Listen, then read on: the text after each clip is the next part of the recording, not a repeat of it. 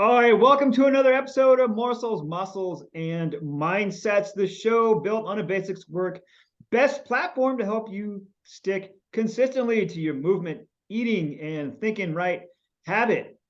Wow, that's pretty good for the first one of the year, That was a lot of words at once. right? Multi-syllabic words too. So let's not, Yeah. I want credit for that as well. We are your hosts extraordinaire, Melissa Shevchenko and Al Painter. And today I am very, very excited because we are doing a fat loss episode dedicated all to questions about fat loss. And my clients are amazing, as I'm sure Melissa's are as well. I sent out messages to yesterday, hey, we're doing a fat loss episode. What do you want to know? And it was just like a pinball machine. My text messages were blowing up, lighting up, and just answers and questions and questions and questions and questions. There is some overlap, so we'll probably get to multiple questions at once. But there are a lot of really good individual questions, and then we'll just keep rolling through, bang out what we can. And for those of you in the sarcastically fit caffeine cave Facebook group, hint hint, I'll put up all the other questions and then we'll get them answered there. Okay. Yeah. Sounds All right. good. Good. All right. So before we get going, co-host extraordinaire, how are you, madam? How are your holidays? My holidays were good. They were quiet. It was nice and relaxing. They went really quickly, of course, because it always does. But outside of that, it was really good. How about yours? Mine were not quiet. Mine were not relaxing, and they did go by fast because my mother was here, and whenever mom is here, we have shenanigans all over the place, and there's lots of volume. Super fun. She made another big old pot of albondigas Mexican soup, meatball soup. Nice. So good. And we had snowball fights. We went sledding, Nice. built Good snowmen. stuff. Jeremy and I built a Hoth Echo base in our front yard with Yes, his you sent Star me a Wars text of ships. that one. Yes, so cool. And we just kind of chilled, watched loads of hockey and Nice. football and the new season of Letterkenny, which dropped on the 26th for us in the States. So good. Pitter patter. I love it. All righty. So enough about my favorite subject, me.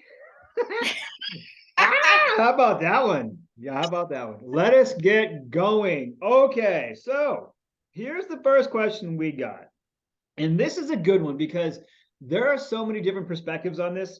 I've been reading a book by Dr. Jason Fung lately talking about insulin resistance and sensitivity. And pretty much he gets into this question. So, question is, and I quote, is losing fat really calories in versus calories out? I think there's so much info out on this, too much info, so it'd be good to get some perspective.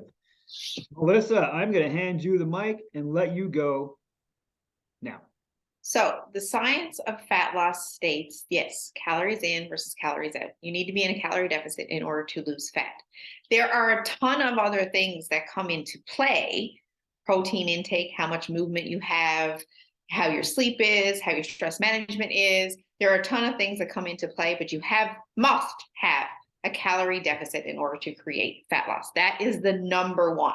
So yes, the answer is, the question was, what was it again? Is a calorie deficit required for fat loss? The answer is yes. But it's not, it is the main thing. You have to have that in place. But there are a ton of other things that come into play based on individual, based on, individual lifestyle. There are a ton of other things, but that is your main basis for creating fat loss. Yes, absolutely. Okay. So I've been reading Dr. Jason Fung's The Obesity Code, and it is fascinating. He's a very big proponent of fasting of different lengths and variations and things of that nature. And his whole thing is, and again, you want to know more about him, look him up, read his book. I'm just trying to paraphrase to the best of my ability to remember that insulin sensitivity is the key, right? So he goes and he talks about that there could be two tanks that we need to empty: the sugar tank first to allow the body to lower the insulin sensitivity. No, I'm sorry, increase it, lower it, whatever you need to do. And then you get into the fat tank to release the fat that everybody wants to get rid of. But like you said, there are so many factors in that: sleep, being one of the bigger ones. And I think that's one of the biggest things that people discount when it's, hey, do I need to do 47 hours a week of exercise and eat a half a calorie a day? Like, I no. also think people need to understand that there's a difference between weight loss and fat loss. There's a big difference Yes. between weight loss and fat loss. So Yes.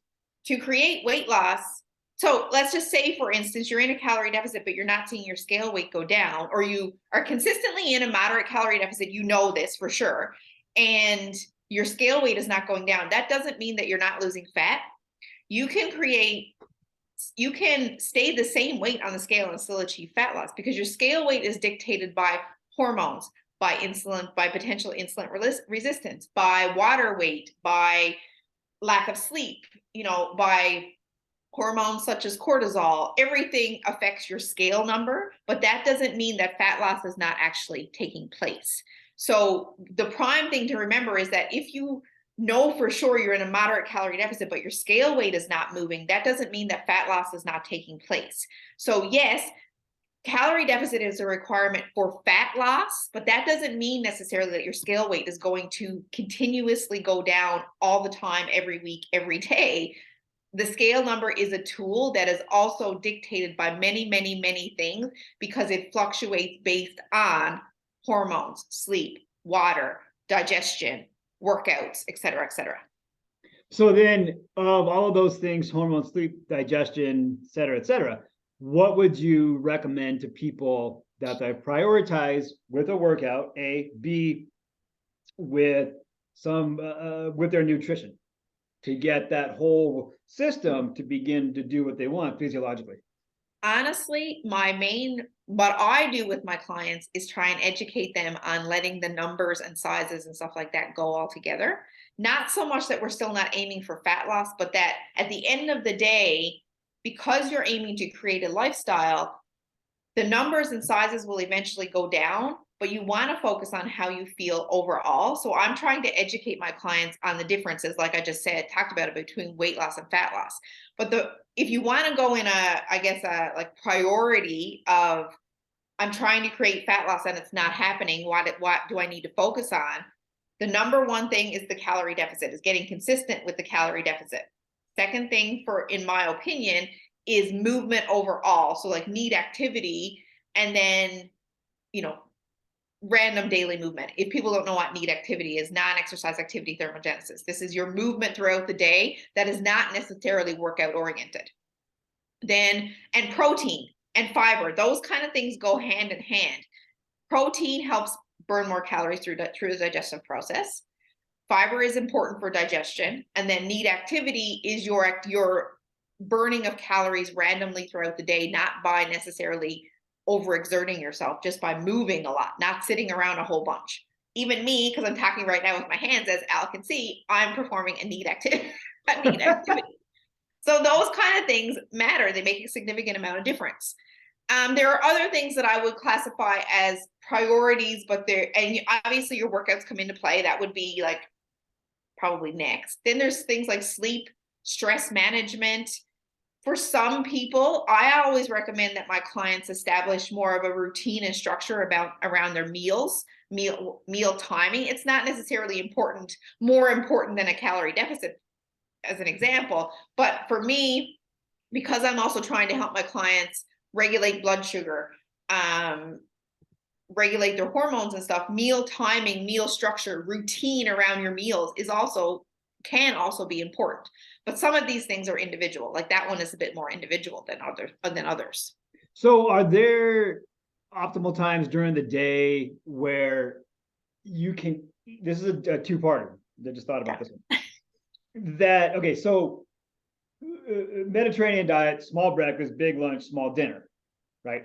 So is there a way that, and I realize individual results may vary based on DNA, genetics, yada, yada, yada, that there are optimal times during the day, like say meal A should be fat protein focused, meal B should be protein carb focused, meal C maybe carbohydrate fat focused. What have you seen in terms of, okay, this part of the day your body responds well to this particular mixture in general? Again, individual results may vary. in my personal, in my experience with coaching and in my personal experience, those things matter very little in the grand scheme of things. Again, if you want to look at habit-based coaching, if your goal is fat loss or if your goal is an overall lifestyle, protein, fiber, vegetables, and fruit, that is like, you should be prioritizing your plate is important. Protein at every meal, vegetables or fruit at every meal, a fibrous carbohydrate at every meal, and then a healthy fat, which is usually generally like your oils or your salad dressings or whatever at every meal. And then for me personally, I teach my clients that they should be eating a meal like that every 3 to 5 hours consistently throughout the day. Helps regulate blood sugar, helps regulate hormones, helps keep you full, et cetera, et cetera. It's promoting the habit of those things. Okay.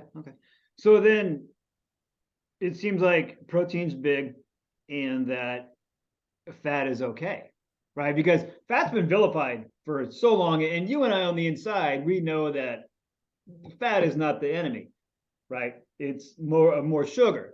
And you clearly don't go to places where they ask you if you want fries with your meal, because that fat's going to come back and get you.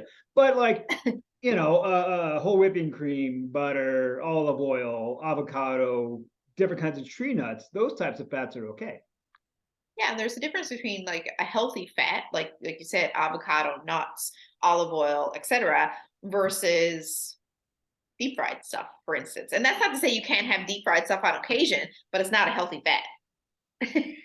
I mean, let's not get it wrong here. We'll call that one a happy fat. Yeah, there you go. It's a fun fat, but it's not. Boom, perfect. Fun fat. And the other thing to note here too is that carbohydrates have also been vilified for a long, long, long time. Yes. And carbohydrates are good fuel for everything. They're a good fuel to help you get through your workouts. They're a good fuel for recovery. They're just good. They're just yummy overall. Well, our brains run on glucose and fat, don't they? And at the end of the day, there's no way for you to get adequate fiber if you're not eating carbohydrates. Exactly. Now that begs the question, like, carbohydrates aren't the devil. I think if the carbohydrate comes in a box or a package, regardless of if it's gluten-free, which I very, very often fall, it's gluten-free, it's got to be healthy, then that's when you got to take a look at, okay, what's the sugar content? Well, I think it's the same thing as looking at the fats, right? The deep fried fat is what we classify as a fun fat, let's just say. That's what we just called it, or a happy fat, as you called it. And then there's the healthier stuff, which is great for you. This, like a carbohydrate, like a donut, is really fun, but probably shouldn't take the place of our carbohydrate, like sweet potato or rice or any of your vegetables or fruit. Yeah. Yes, agreed. I wonder if they could do like broccoli flavored donuts that have broccoli in the donut, and it's like a healthy donut. That doesn't sound very appealing, to be honest. No, it doesn't. It doesn't. All right, people. So, protein, stress management, calorie deficit creates fat loss. Individual results may vary. Again, your body and your friends' bodies, you might need two different things. Melissa can help you with that. Nutrient timing, not a big deal, it seems, as long as you're getting consistent through the day. All right, we want you to stay the same weight, but just kind of increase the size of one set of cells so another set of cells will shrink. Does that sound about right? Yeah, I mean, that's not to say that your scale weight won't go down over time, but it can't be your only focus, because if it's your only focus, you're going to get confused and you're going to be pushing for numbers, and a lot of it could just be water. Exactly, right? That's the biggest thing that goes first, isn't it? Yes, most times. Okay, cool. All right, very nice. Let us move along. This is one of my favorite ones because I've worked with so many endurance athletes that have trained for century rides of 100 miles and Ironman triathlons, and they have put on fat. Yeah. So here we go. Is it true or a myth that exercising at lower intensity burns more fat? And I don't know if this will, I guess we'll assume maybe this is a lower aerobic intensity, maybe, since the question wasn't really specified. So here's how I'm going to answer this. this is how I would answer it if I was asked just randomly. I just asked you randomly. I know, but I mean, not being put without being put with like not being put on the spot in front of a who knows how many people are listening to me at this moment.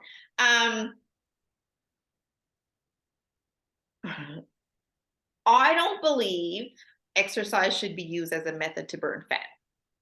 Bam. And the reason I say that is because fat loss is achieved only through being in a deficit. So you can be training like a mad woman or mad man and not seeing any physical results in terms of fat loss with exercise alone.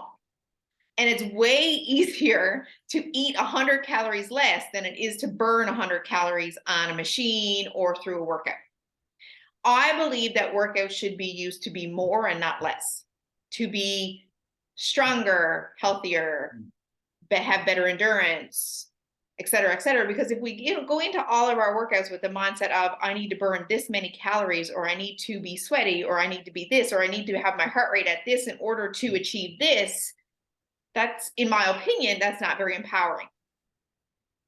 We are going to be, the majority of workouts require a significant amount of rest between sets.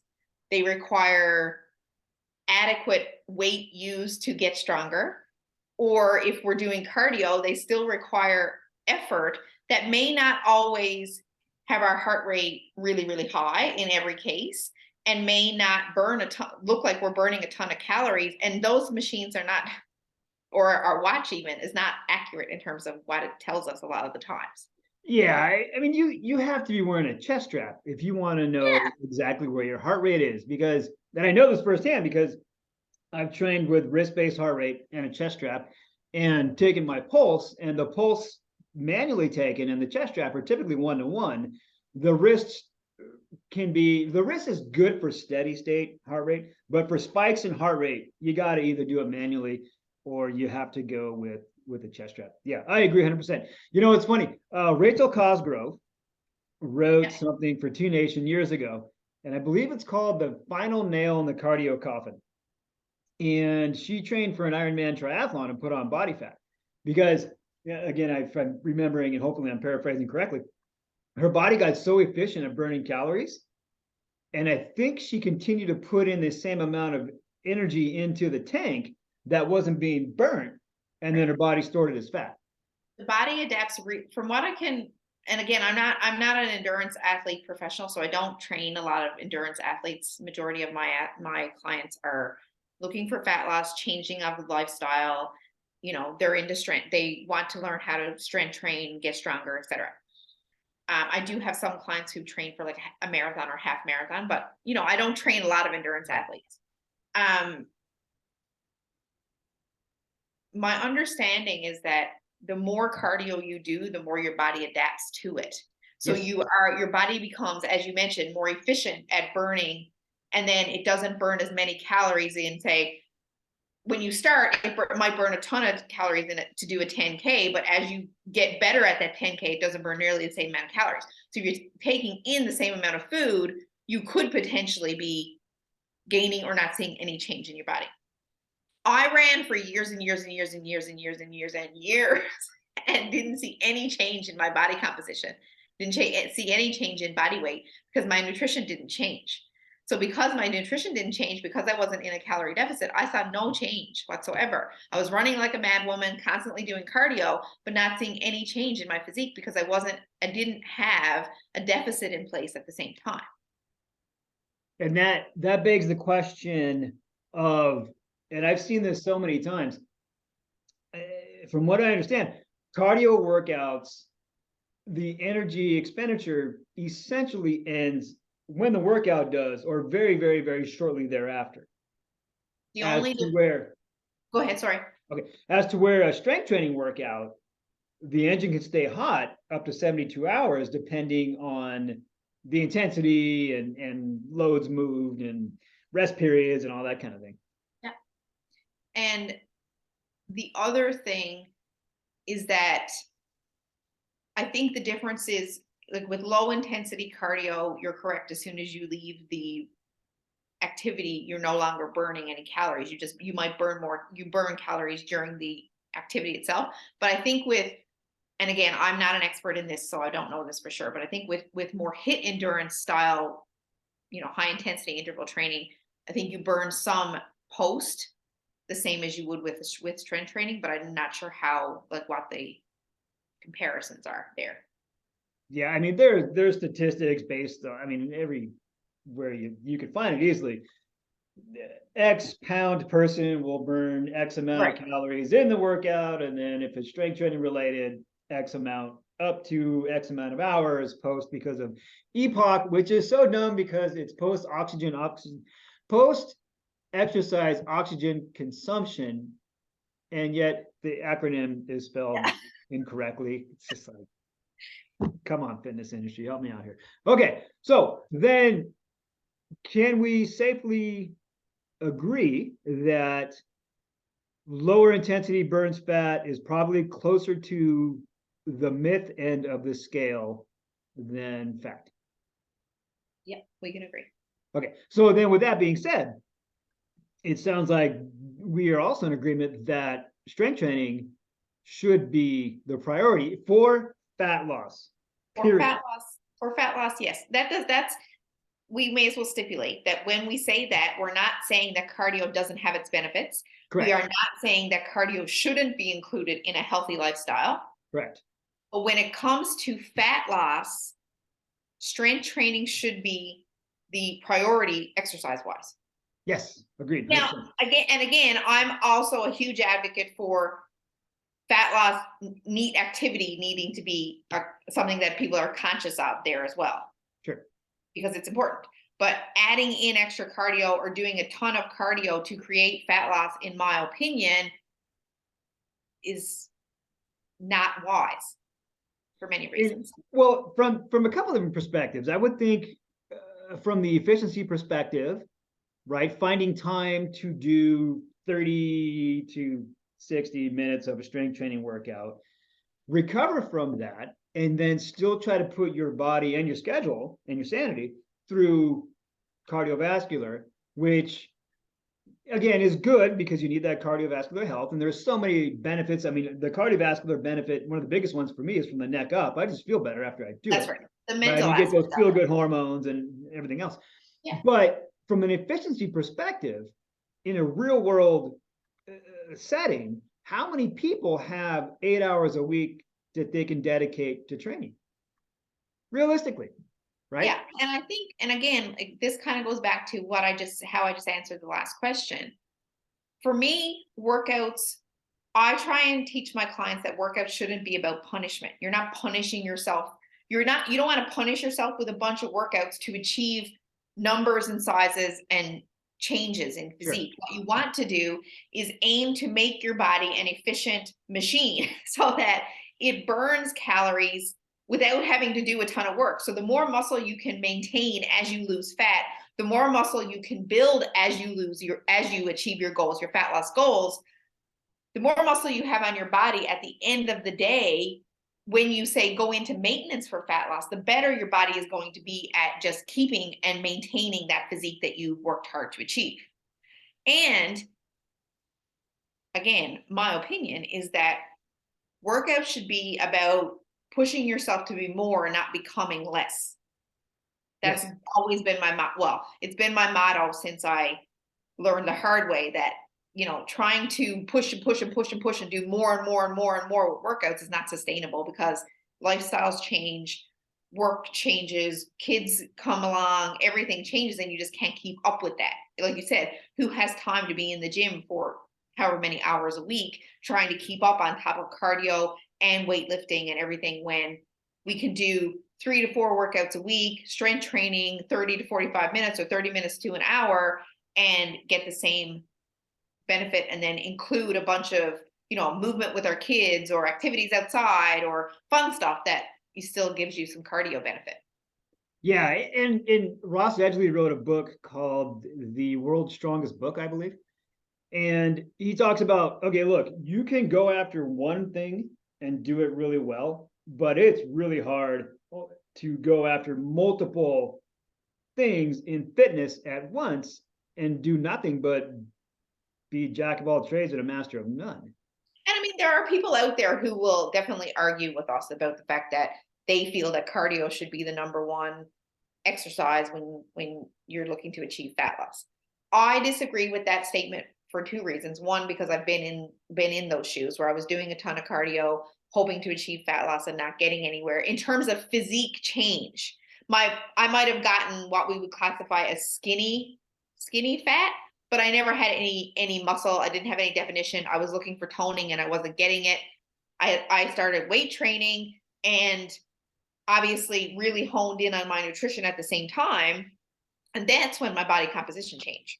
I worked on getting really strong in the gym and establishing a moderate deficit, not an extreme, just moderate deficit, and being consistent with that, working hard to improve on my protein intake, my fiber intake, and movement outside of the gym in general, just, taking the stairs, parking further away, those little things. And it made all the difference.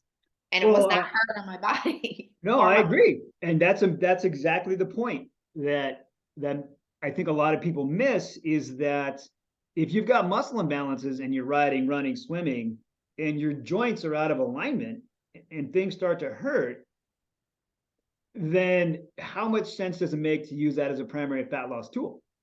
And the other thing to remember, I think, another thing that people really, really get confused about is you need to be strong too for cardio exercises. Yes. If you want to be an endurance athlete and you want to run a half marathon or a marathon, or you want to run 10K, or you want to run your first 5K, and I'm using running as an example because that's what I've always done.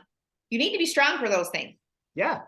You really need to almost be strong for those things before you do them, not, oh, I'm going to try and lose weight, so I'm going to start running, and you have all of these, weak spots or muscle imbalances, as you said, and then do strength training after you've achieved whatever. It's almost, people look at it that way, but the reverse works better.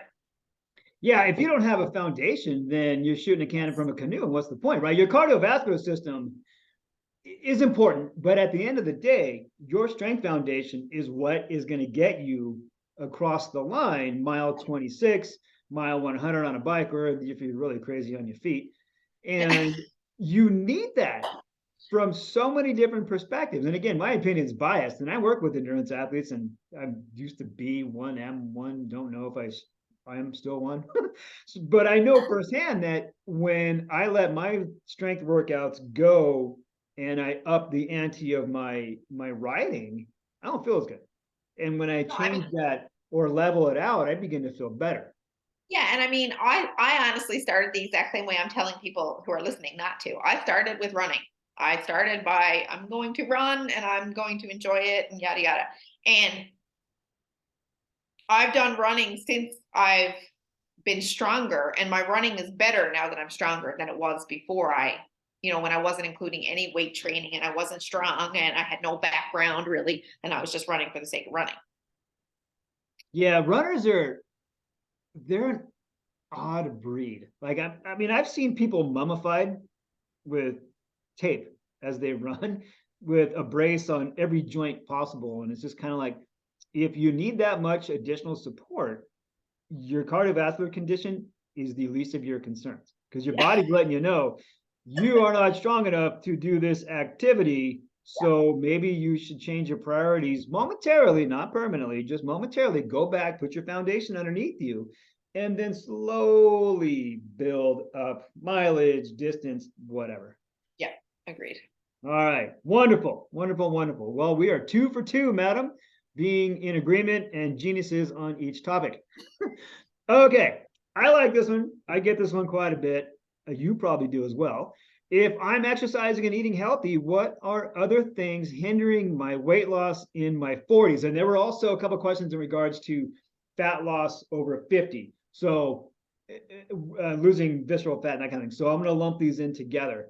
So Yeah. let's just call it exercise, eating healthy. What other things are hindering weight loss after 40, after 50, et cetera, et cetera? So the majority of the time, because I'm over 40, the majority of, oh, sorry, my phone is, the majority of the time, it isn't age, honestly. Um, I'll start with the first question first. I'm eating healthy, but I'm not, what was it again? I'm eating Eating healthy. What are healthy, the things? other things hindering weight loss in my 40s. So I'll say this first. Just because you're eating healthy does not mean you're in a calorie deficit, number one. You have to be in a calorie deficit to achieve fat loss. The science behind fat loss is a calorie deficit creates it. So I have people come to me all the time who say, I eat really, really healthy, or I don't eat very much, but I'm still not losing any weight. And the truth of the matter is, there are tons of healthy food that are really high in calories. Healthy fats specifically, not that there's anything wrong with healthy fats, but healthy fats are really high calorie.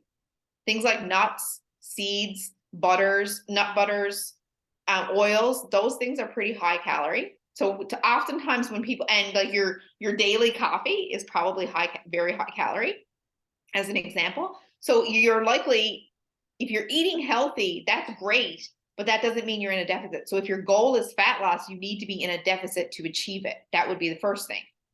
The second thing is that most people who struggle with, or who classify themselves as struggling with weight loss over 40 or over 50, it's simply that their lifestyle has changed. You are now not moving as much. You probably have a desk job. You probably have a ton of responsibilities at home that prevent you from moving as much as you used to in your, we'll classify them as younger years, And you, again, are likely, chances are, maybe not in a deficit or not in a consistent deficit. Maybe you're not giving it enough time. There are other things, and the other things are very individual. Things like hormones and all of those things, when you start perimenopause, or, and your sleep patterns also are affected, all of that can make losing weight on the scale difficult, because you will be retaining water, your hormones will be all over the place, but that still doesn't mean that you can't achieve fat loss. I have loads of clients who are going through perimenopause right now, or who are in menopause and are still achieving fat loss results. We just have to be mindful of the things that we do. Higher protein is really good for somebody who's going through perimenopause or menopause. And most women, honestly, are not eating enough protein, even though they claim they are. Can I say that? Yeah, I think I can. There are a lot of other individual things, like even like things like meal timing, how much sleep you're getting. Are you implementing better sleep practices? All of those things impact how well you can stay in a deficit. You also need a moderate deficit, not an extreme deficit. Like, there are a lot of things to factor in individually, but most of the time, most of the time in my experience, it's mostly just that lifestyles have changed, and you probably don't recognize that you don't move as much, and that you need a deficit for fat loss to take place, and you're probably not, even though eating healthy, in a deficit at the same time. There you go. I didn't know that higher protein was good for, I mean, I know it's good, period, but specifically for perimenopause and. Yeah, it is. So then, go ahead, sorry. From a strength training perspective, how can, let's see, do I want to say it that way? No, I don't. What should be the focus? Because unfortunately, lighter weights, higher reps has got a lot of ink and press for fat loss. Okay, sure, but there's a big tax for that, right? I mean, the nervous system gets taxed more the more repetitions that you do. You need to take more time to recover, and it's more, in my opinion, conditioning slash cardio strength, right? And the conditioning and the cardio strength doesn't really help towards building muscle, right? Like 100-meter sprinters, they're not doing cardio strength or HIIT workouts. They're doing really heavy workouts, and then they're working on their sprinting separately, right? Because they have to have that power base to be able to put that power out. I mean, sure, they might be doing Olympic lifts and cleans and everything else, but Olympic cleans and everything, that's a very low volume, high rest recovery between sets activity. I think that when it comes to exercise, like when you're perimenopause, is that what you're asking me? Like perimenopause, menopause? Yes, ma'am. Less is more. You don't want you don't want workouts that put a ton of stress on your nervous system or on your body in general.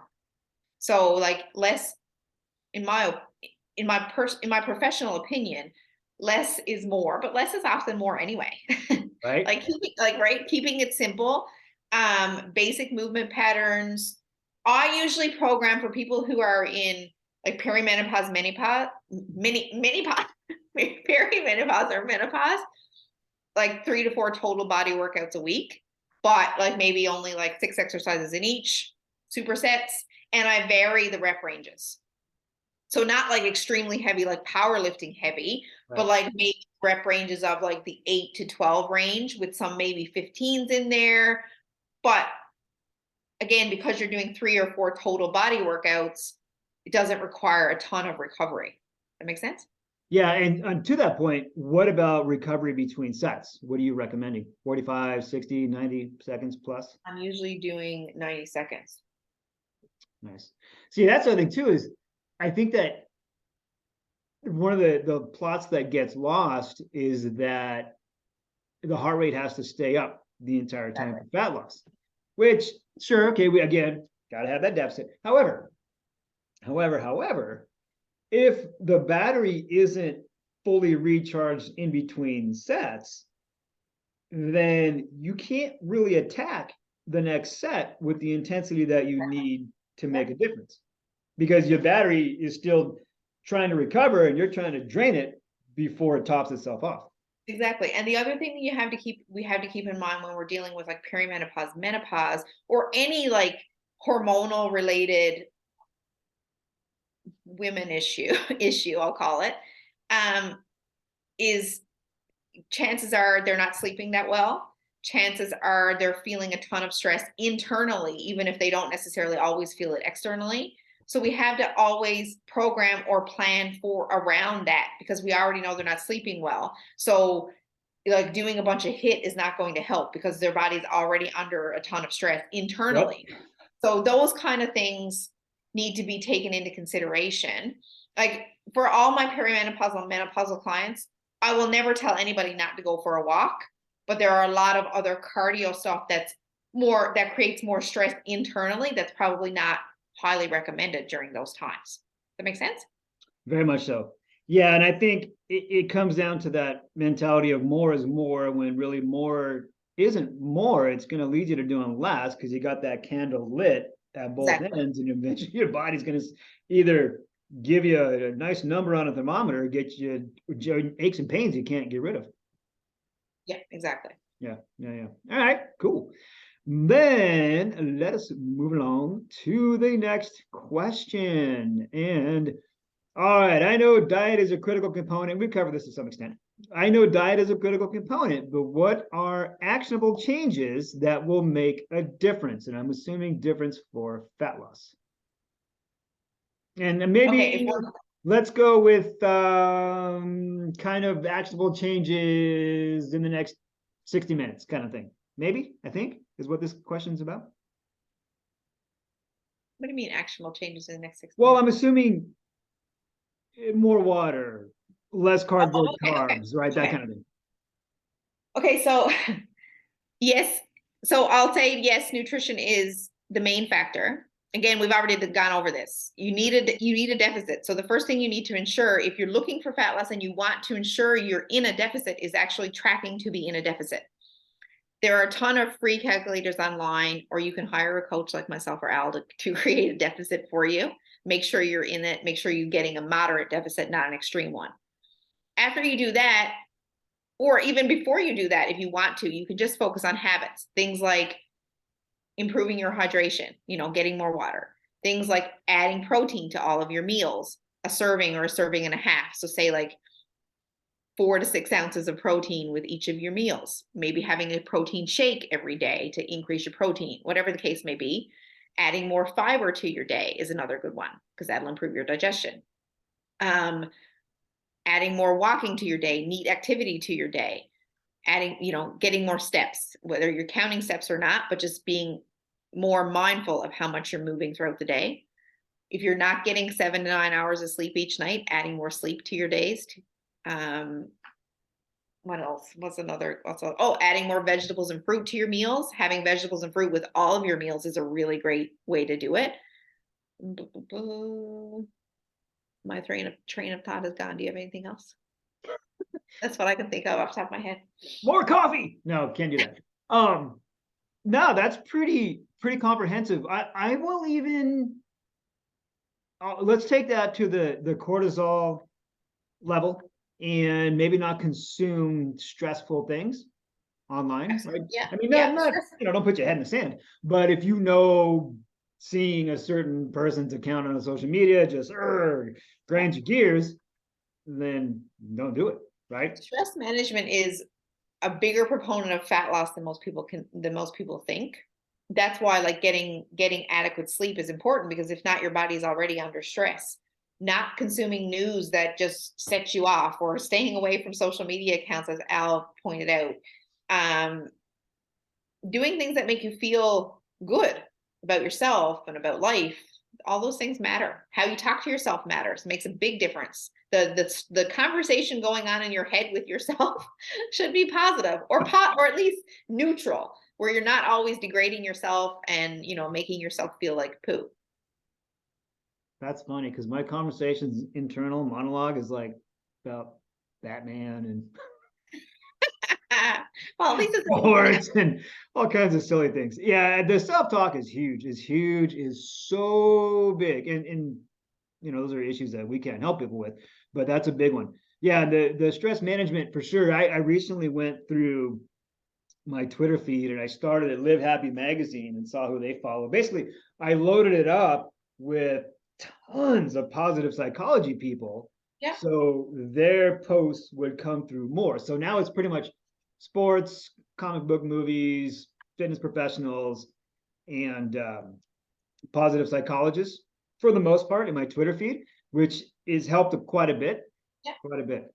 Yeah, because you stack the deck in your favor, right? I mean, go watch cat videos if you want cute, warm, fuzzy things, right? Go little bunnies and ducks and all that kind of stuff.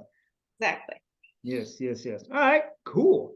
Well, my friends, that brings us to the end here. We have a couple questions left over, but a lot of them, like I said, they cross over. So I think that we can put those in the Sarcastic Fit Caffeine Cave, and I'll get you answers to those.